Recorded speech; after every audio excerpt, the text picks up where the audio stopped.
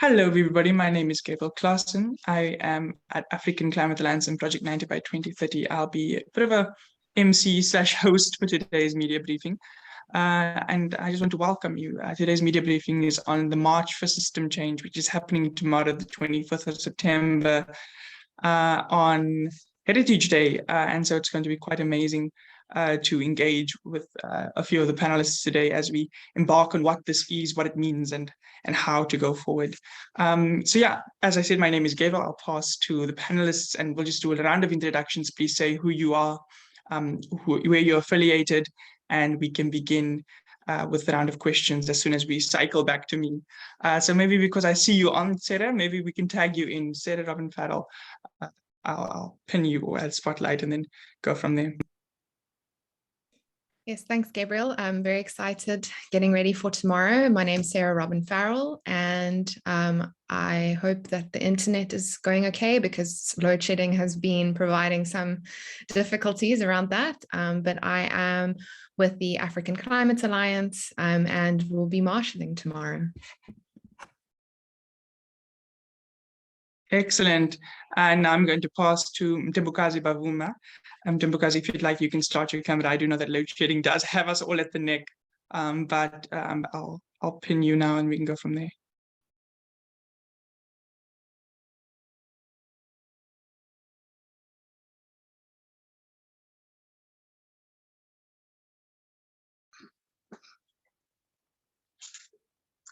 Greetings, everyone. My name is Mtembukazi Bavuma, and I am an affiliate of ACA, and also I am working at Project 90, and I will also be speaking at the march tomorrow, and lovely to be here.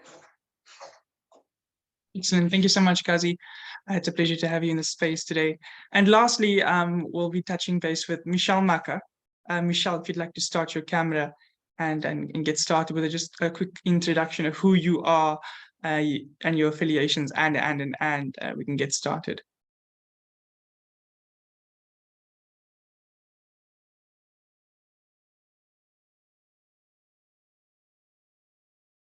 You're muted, Michelle. I think you can unmute yourself. If you can't, maybe you can do now.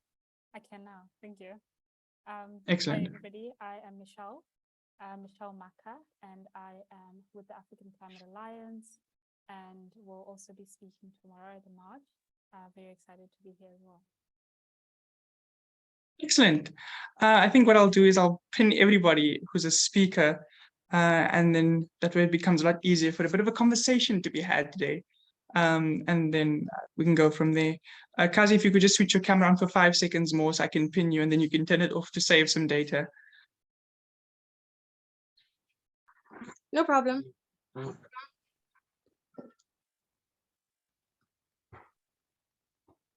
Excellent. So I'll just jump in. So we are here today basically to just give a bit of a conversation, a bit of a dialogue on what's happening tomorrow, what's going on, why is it happening, and more importantly, what are the outcomes we hope for? And so I think a few of the conversations that come up here are going to be a bit more organic than usual, but I do have a few questions I'd like to ask. And I think maybe just in the sense of mixing it up and going from the last to the first, I'll go to Michelle and I'll ask you the question, why are you marching tomorrow? So what's happening? And what do you hope to come out of this? And I'll pass it on to everyone. So this can be a why you personally are marching, but also what's happening and why are we marching for system change, so to speak. Cool, thanks, Gabriel. So the reason that I personally am marching is because I've seen, even from history and just more recent history, the past few years that we've actually marched, is that it's been one way to get those in power to start engaging with us. It shows some level of seriousness for them to actually start going. I mean, if you do it 4 or 5 times, they'll be like, okay, you're not backing down, and so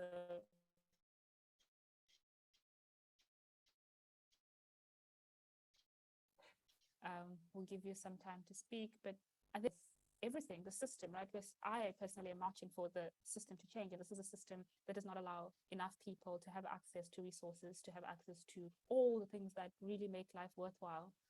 People are hungry, people are poor, and really people are in fear of their lives essentially. So I'm marching so that government can, or those in power rather, can take us a little bit more seriously and really take our livelihoods a little bit more seriously. Thank you for that, Michelle. I think it's quite a powerful thing, marching for those who can take action, to take action. I think it's really great. I see that your sound isn't as amazing as it could be, Michelle. Perhaps you can work on that. But I do agree that it is amazing that, going to the ground, marching so that our voice is heard in a more serious light. And then kind of kicking off, maybe we can pass to you, Mtembukazi.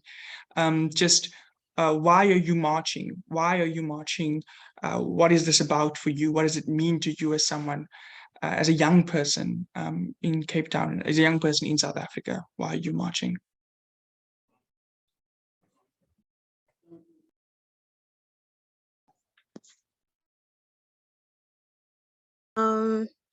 So I just want to begin by saying tomorrow will mark a very essential day for us young people, because this is where we get a chance. This is for us to have a chance to not only change the narrative, but to show that there is a different narrative, that the systemic dynamic has been put in place, whereas not a lot of young people have that chance, have that opportunity to be a voice and have their voice matter in the masses, more especially in having a conversation with people that are decision makers, people that will be able to take you seriously. So for me, it's a chance for myself, it's a chance for people like my friends, my family, to also use me to be a part of that change, to be a part of the conversation speakers, the decision makers. So for me, it is being able to tell a story, to show that there are other people that aren't able to bring that narrative where it matters. Thank you for that, Mtembukazi. I think it's quite a nice look into why you're going forward with the march tomorrow. I think being able to show that there is something different, that there is change, and that we can bring it. It's quite powerful. And I'll pass the same question to you, Sarah, and maybe just an additional question, and then maybe we can flow the same way and then go to Michelle. But the question that we added to why are you marching is, what are you calling for? I think that's such a crucial thing. I mean, it's one thing to march, but I'm sure that and I know that there are demands that we are calling for. So what are you calling for in this broader space as well? Thanks. Yeah, so I mean, I agree with what's been said. And for me, it's really about marching because we are recognizing that the system that is failing people is also leading to these environmental breakdowns that we're seeing, these climate catastrophes that we're seeing growing, and how, this greed and this need for continuous extraction and need for profit over the livelihoods of people and the environments and the homes in which we live continues to perpetuate. And so I don't feel that I can stand for that on the social level or on the environmental level. And I believe as well that, those in power need to hear the voices on the ground and what we have to say. And marching is one way to do that. And as Michelle said, to start having those conversations in the boardrooms as well as on the ground. And I think in terms of what we are marching for tomorrow, we're marching, we have a number of demands. We have 7 demands that we're going to be putting forward, but we're essentially marching for system change, not climate change, system change, not social inequality. And that looks like something, and maybe Gabriel, I'm not sure if I should touch on the demands themselves now, or if that's something that we want to go in at a later stage. But it's really about wanting to say that we need urgent action to address the climate crisis, to address our economic and our social crisis, and to use this as an opportunity to prioritize sustainable energy, to prioritize housing, water, and food access for all, and in a way that doesn't continue to perpetuate these harms that we've been seeing from colonialism, from apartheid, and continue today in neo-colonialism and neo-extractivism as well.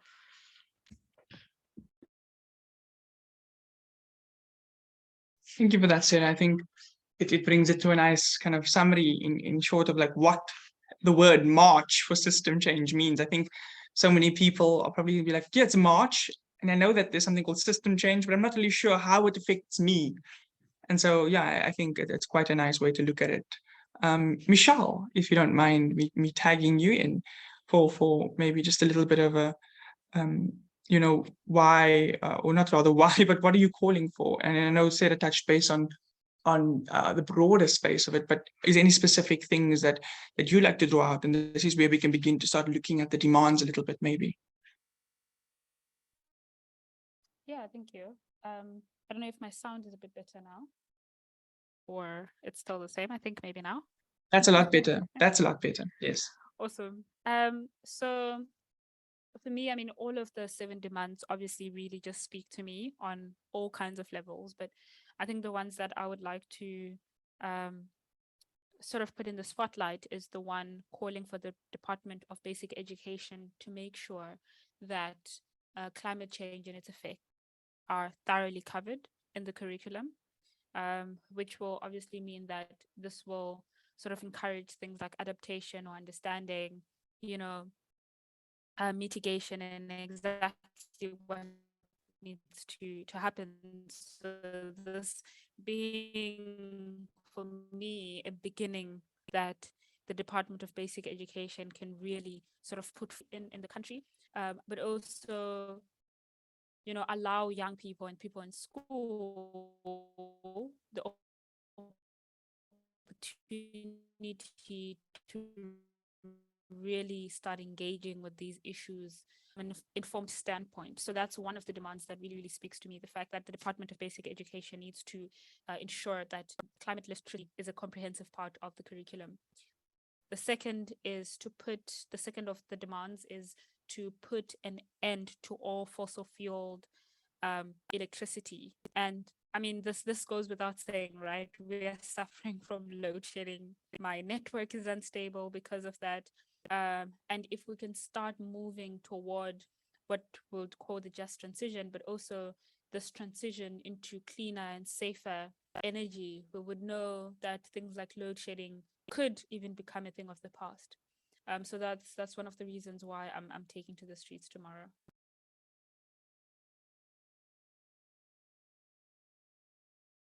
Back to you, Gabriel. Awesome. Thanks, Michelle. And I think I'll pass to Kazi on that note as well. I think just to touch on, maybe, I know that there's a few demands, but I know that she's quite keen on one of them, about that standing committee. So Dumukazi, not to put words in your mouth, but I know in a discussion we had earlier on, that was something you'd mentioned. But yeah, I pass to you. What are you calling for? And it can be broad, but also can be specific to the demands.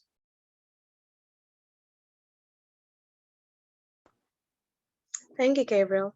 I think just to note on the 7 demands, they are quite fair in size, if I may put it that way. But the one that really does speak to me is the first one, which speaks to the urgent establishment of permanent parliamentary joint standing committee. And for that to address, well, that opportunity to, this threat is an opportunity to address social inequality and the need for economic reform. Whereas for an opportunity like this, we have the Presidential Climate Commission, but we need this body to be secured going forward. It's one thing having to have some kind of establishment of a body put in place by government. It's another thing for the implementation of that committee to make things happen, so that we as people on the ground can see that implementation. Because if we speak with with the 3 spheres of government, that is where we can see the implementation from that structure being implemented through those spheres of government. So having the community also speak onto such will be a dynamic that is quite essential, so that we can see that intimacy between between community and government. Thank you, Gabriel. Thanks for that, Kazin. I know that you'd mentioned it because I know that you're very, very involved in your own community. And so I think if we were able to get, community and local, provincial, national government working together a little bit more formally than it is right now, I think it could be quite a great thing to look at. And I think just passing back to Sarah, as maybe just a few more of the demands as we can kind of like cycle them all. So we hear a bit of a variety before we go into the final question and then open for questions or comments from the broader space. Sure, and I think just to note on what Kazi was saying in terms of the Parliamentary Joint Standing Committee before I move on to the other demands, I think we do note that there are steps that are being put in place to a degree, in terms of the committee that was formed on the 2nd of June around a joint steering committee on climate change. That is a step in the right direction, but it's not where it needs to be. It's not permanent. They're not meeting as often as they should be. It's not really, it's more a lip service in terms of, saying, okay, cool, we have this committee, and it needs to be permanent, needs to be more engaging, as Kazi also spoke to, and bring in those voices. And I think some of the other ones that have been mentioned already, I won't go through, but one of them is the adoption of the Climate Justice Charter. So it's to look at tabling the implementation of a Climate Justice Charter, which is a document that, as according to our constitution, we should be able to table a motion to consider and debate the adoption of the charter. And this looks at the end of climate harms, the end of thirst, and the end of hunger. And it looks at a very intersectional way of addressing a lot of these social, economic, environmental issues that we're seeing. And it's been created from the ground up.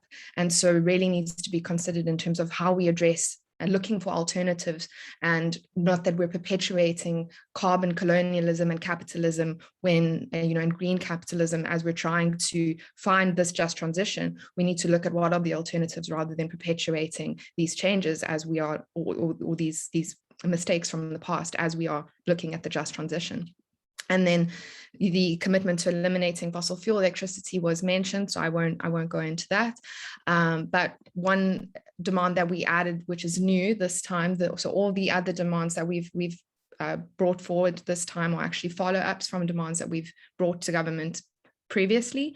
And there has been an additional one of a strengthening of the legislation to protect South African consumers from greenwashing, because we're seeing, as people become a lot more conscious about the issues of environment, the climate crisis, there is a lot of false advertising on the rise, where people are able to just say what they want around this is sustainable and this is green, and this confuses the average South African consumer as to is this product or this company really doing what they need to be doing to protect the environment and to protect people. And so we're saying that the Consumer Protection Commission also needs to look at protecting consumers against corporations making these false claims around their sustainability. And the last is then the transformation of the Department of Mineral Resources and Energy, because we continue to see time and time again that the DMRE is a constant stumbling block to the just transition. And there have been separate demands that were put forward around this with the Uproot the DMRE campaign in the past, and that is something that continues. But as this group and coalition today, we continue to call for transformation of the DMRE and to look at relooking these regressive subsidies for coal, oil, and gas, and redirecting that into socially owned renewable energy programs, and just addressing the issue, looking to the future and not looking to the past any longer, or informing the future by not making the mistakes of the past. Thanks for that, Sarah. And I think while you still have your camera on, maybe we could touch base on the last question, and then we'll go to Kazi and then Michelle before we have a bit of a call to action, letting people know the details about the action. But What is the hope that you want from this action, from this mobilization? I mean, obviously we've got our demands, but there must be a broader something, because I know that, you know, we never mobilize for the sake of mobilizing. So what is the hope that you have to come out of this? So I guess I see this action as part of a broader ecosystem of change and consciousness rising. And so my hope is that that continues and that we move towards a trajectory where it's not only that our leaders are being held to account in terms of bringing us to a more just, socially and ecologically inclusive future, but where we also are coming together as people of South Africa and people on the ground, or people living in South Africa, and finding ways that we can also create change from the ground up, so that we meet in the middle. We start having ground up as well as top down changes, and that this can act as a catalyst towards that change. Thanks for that, Sarah. Ntombukazi, maybe we can pass to you. What is your hope for this?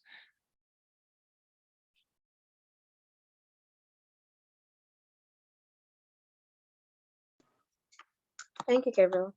My hope is for authenticity, first of all, for us to actually see that the narrative that is being brought forward has much more weight than other people seem to actually let on. For example, storytelling with having to be mixed with academia. That is an aspect that is not largely looked upon. However, if aspects like that are taken more seriously, we'll see the need for more narratives to be brought forward that actually make a difference in policy making, in decisions being taken, in changing certain things that make laws being put in place more applicable to where it needs to be applied to. So therefore, I would like to think that there's more narratives, there's more people from the ground that get to share their story. Thanks for that, Ntombukazi. I think it's quite beautiful to think about the kind of work that you're doing as well, looking at, indigenous knowledge, then and now, and how it can be used as well in this broader space. And so it's quite powerful to hear, you talk about looking at policies and things of today and how it, we should implement more, more from people, have it more people focused and orientated. So thanks for that. And I think that's a definite possibility to come out of tomorrow. If not, we have hope. And then I think I'll pass to you, Michelle. In closing, what are your hopes, and then maybe I'll bring it closed officially with the where we're marching, where we're meeting, and then we can open up for any questions that there may be. Thanks, Gabriel. So my hope is for, the relationships that are already existing between civil society organizations to be strengthened, because we never want to march and we never just want to do this as a once-off. We definitely want to be collaborating more in future, and not just when it's time to march. And I think that is definitely a hope. So I think our movement could become a lot stronger if, the different organizations working in the different sectors could come together and really work together toward the common goal that we're already working toward, right?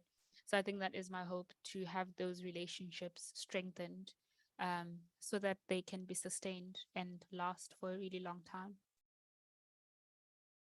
Thank you, Michelle. I think you bring back to the bit of solidarity there, something that we may have forgotten coming out of the previous year's lockdowns and the different hardships that we faced over time.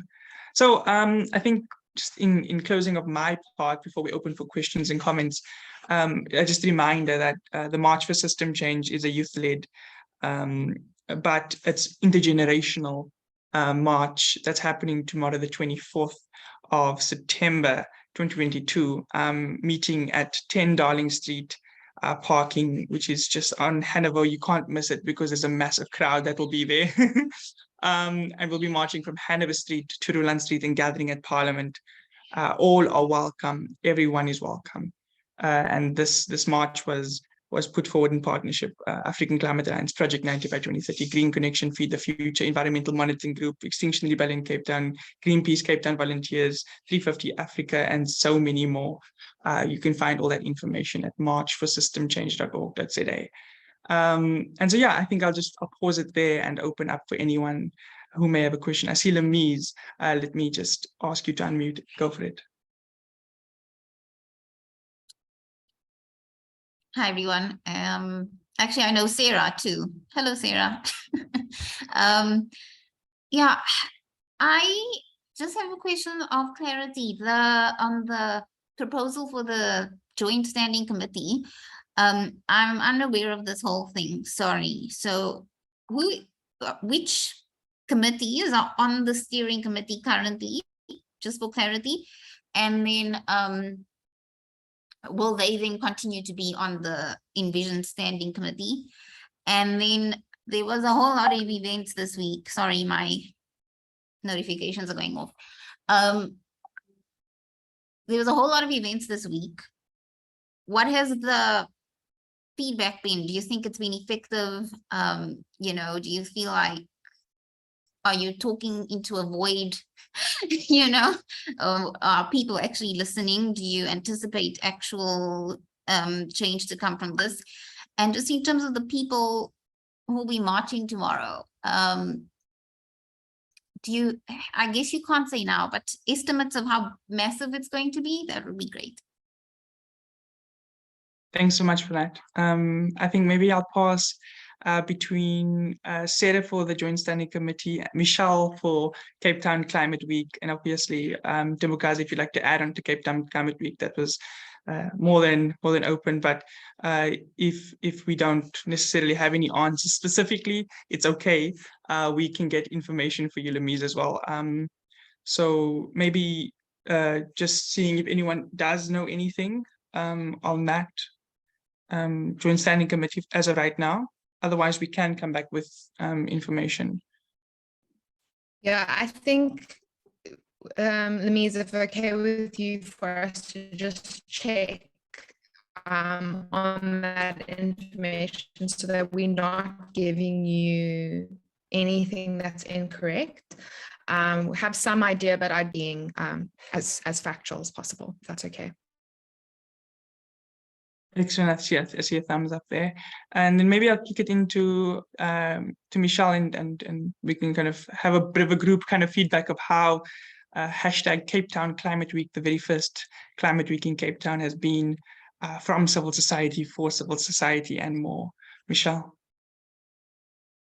Thanks, Gabriel. I could be biased, but I want to say it was very successful. I had the privilege to be very involved with the Cape Town Climate Week from Monday, and what I can tell you is, and I think that might be one of the reasons why I keep coming back to the solidarity point and, you know, the need to strengthen the existing relationships, is that doing something like what we've done with the Cape Town Climate Week has really, I think, opened new avenues to collaborate with different organizations. I think it was on Wednesday, we were privileged enough to do a tree planting or a food forest at Edward Primary School in Alsus River. And that was just incredible. You know, you just saw really just the hunger of children to learn about these things. And for me, it was like an active debunking of this idea that most communities that are purposefully ignored don't care about climate change or don't care about such things. But when you like dress it differently, you know, food security and things like that, it really starts to speak to the people. Because what is climate change if I still have to struggle for, I don't know, tomatoes or things like that?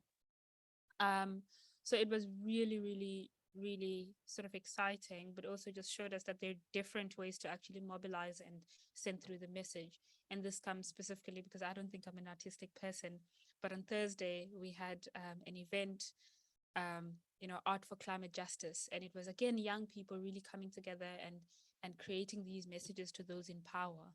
And you could see the richness of the messages that were being sent to those in power. We had kids as young as 5, I'd like to think there. And it really just was incredible. And then in terms of the numbers that we're expecting, We are looking to mobilize about 1,200. And these are people that we know are coming, like transport and things like that, that we've been organizing, but there are probably another 500 that will come by themselves. So we're looking at about 1,500 plus or minus in terms of numbers. Excellent. Thanks, Michelle. And I think just to add on that, with biased myself here, the Cape Town Climate Week was, I think it was a success as a pilot week, and definitely looking forward to branching out next year, seeing how we can involve different stakeholders of civil society, potentially collaborating with the city, and. But I definitely think the partners that we worked with, the young people and the community members we engaged in the space was absolutely phenomenal. And I definitely look forward to seeing if that 1,500 plus or minus comes through tomorrow. We'll hope and see. Does anyone else have any other comments or questions for this space, or for anyone specifically? Sarah, I see your hand. Yes, I just wanted to comment also on the other question that Lemise said in terms of, do we think that this is going to lead to success? And I think I just thought of a quote by Bobby Peake from Groundwork that I wanted to quote, if that's all right, where he says, "A march is not a movement, it's just a point in time when people come together. Movements are everyday lived realities and processes. They are about change over time and not change through one moment." And I think that then we can at least expect that the change continues through all of these various moments, even if we don't see the immediate change that we are obviously hopeful for as well. Thanks for that, Sarah. If you could please drop that quote in the chat. I think it's definitely something that I'd like to look into a bit later as well. Bobby Peake, an absolutely amazing genius when it comes to these types of things and spaces. So yeah, I definitely think it's amazing. Please drop it in the chat. And then opening anyone else if they have any comments or questions. How long will the march be, do you think? So right now we're anticipating the march from the meeting point to the to Parliament to be plus or minus an hour, and then obviously having maybe an hour and a half, 2 hours of a bit of a panel, another panel, but a program.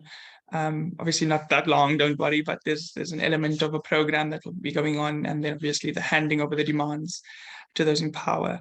So plus or minus. Sarah, maybe you can tell me if I'm wrong here. Maybe the entire event will be about 3 hours, 3-4 hours. Yeah, exactly. I think with these things, we always have to have a degree of flexibility because they, have an amount of spontaneity, and so we can estimate. And I think that is a best guess estimation. And then from there we see. So the last few years of mobilizing has been quite an interesting and exciting one. Anyone else with any questions or comments?